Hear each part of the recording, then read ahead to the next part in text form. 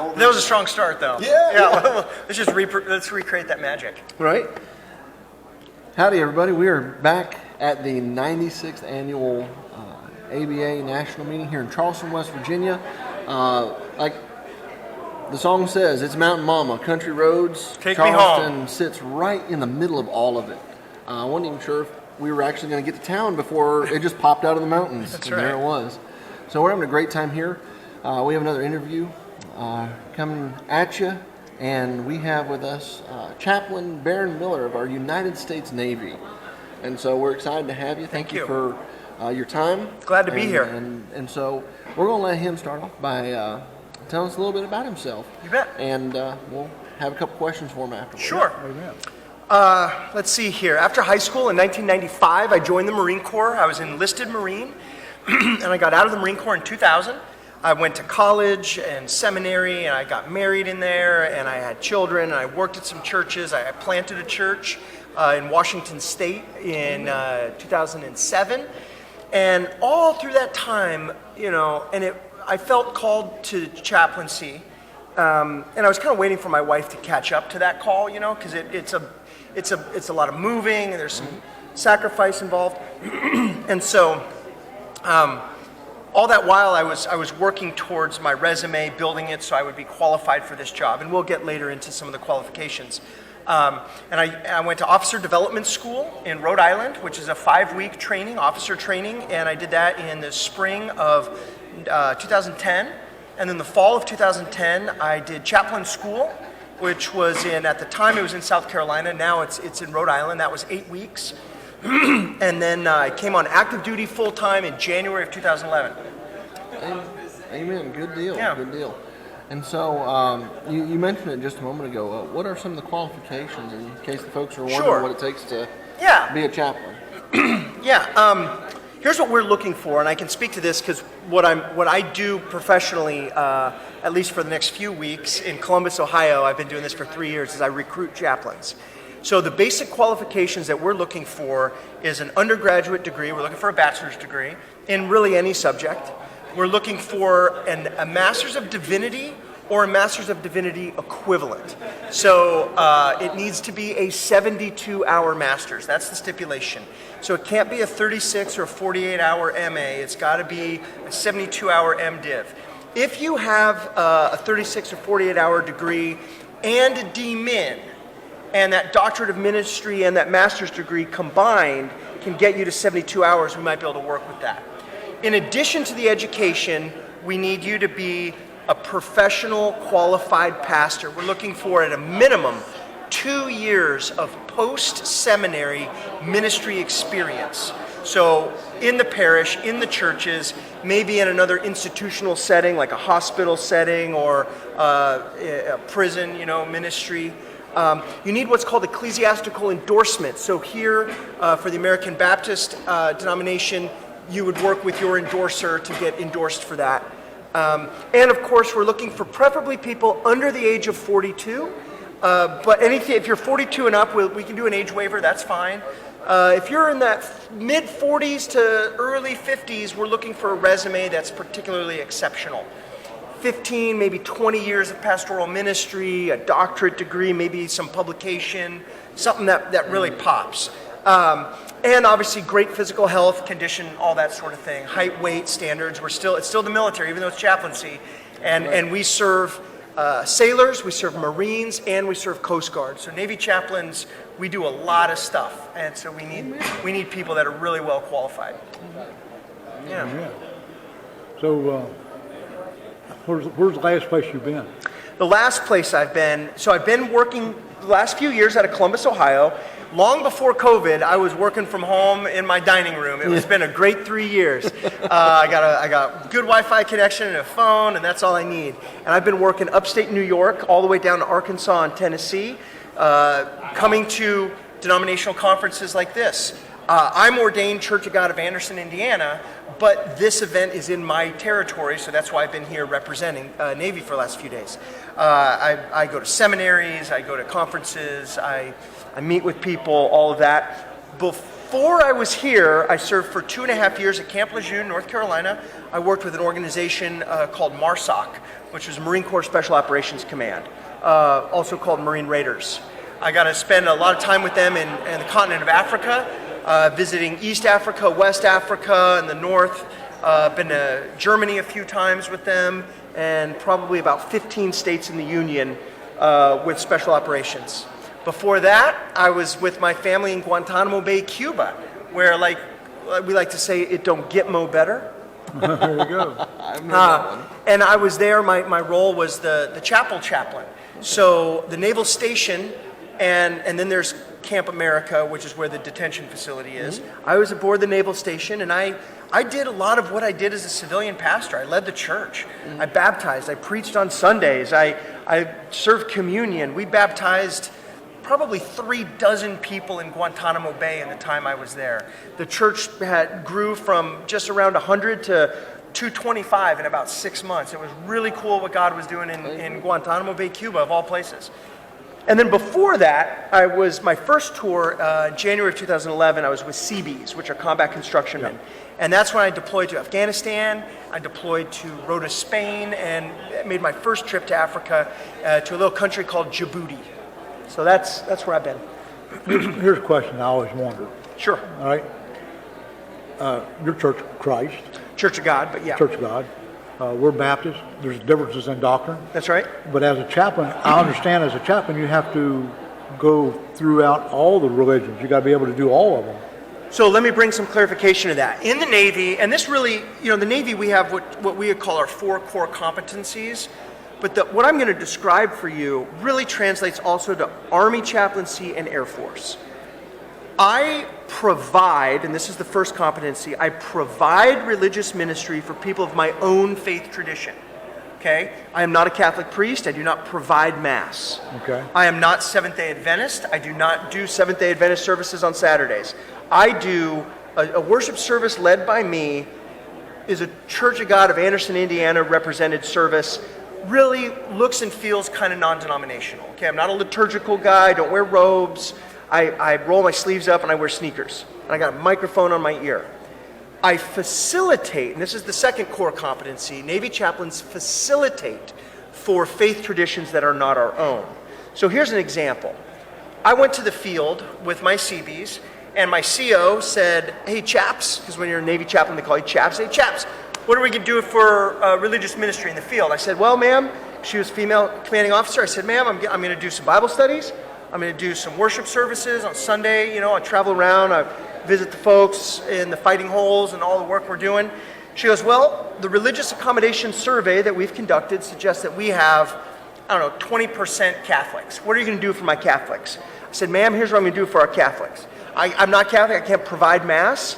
But where our training is, adjacent to that, is a Franciscan monastery. And I've worked out with a monk, to come on to where we're training, drive around with me in a Humvee, and do Mass and do communion for Catholics.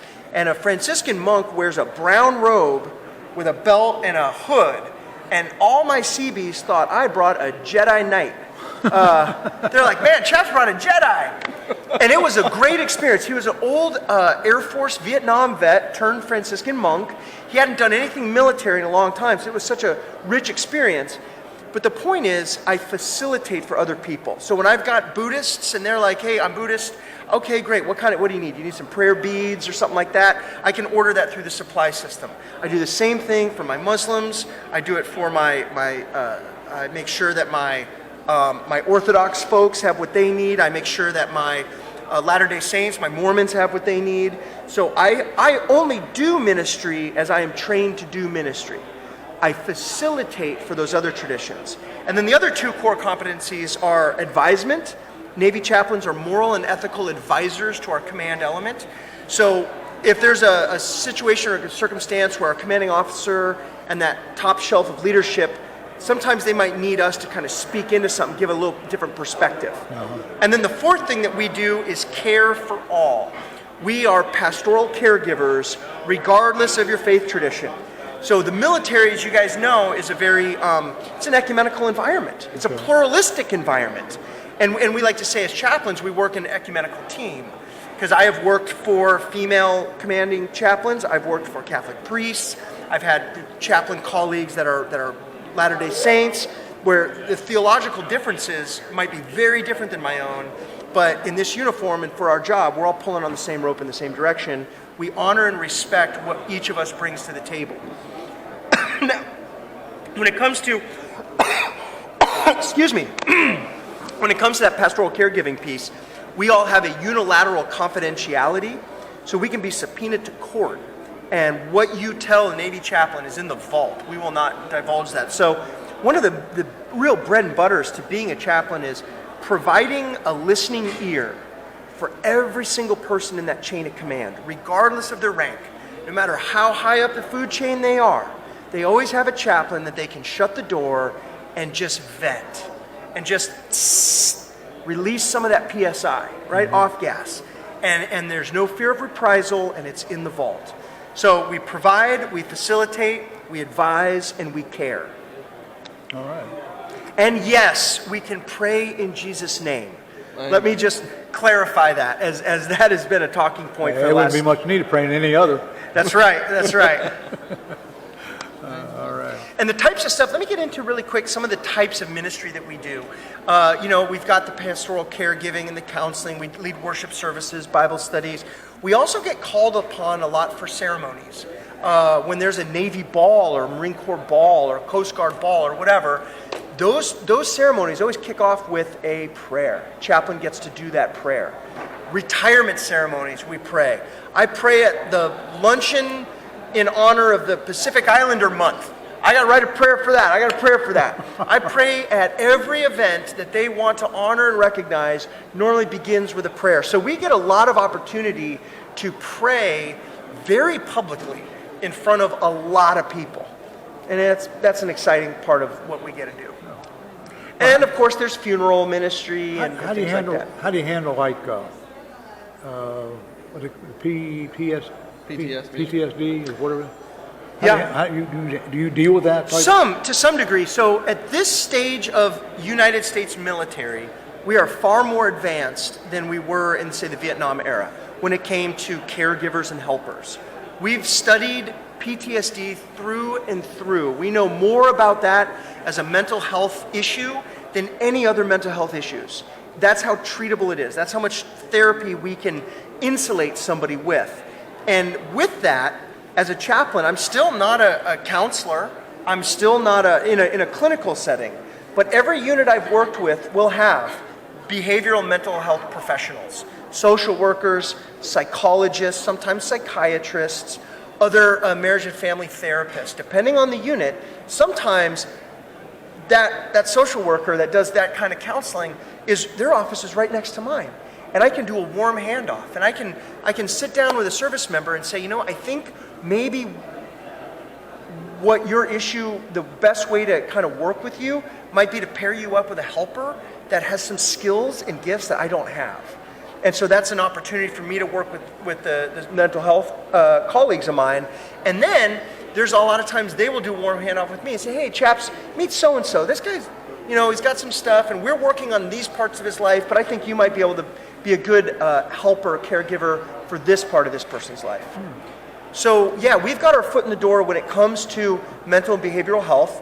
Mainly it's a collegial approach because we do a team. It's an interdisciplinary environment when it comes to that. Now, do you have any special training for that in the chaplaincy? A little bit in that every year, every chaplain goes to an annual training called it doesn't matter, but we all go, and every year there's themes that are different. Much like at a meetup like this, you'll have a theme, some guiding principles that you might walk through over these days.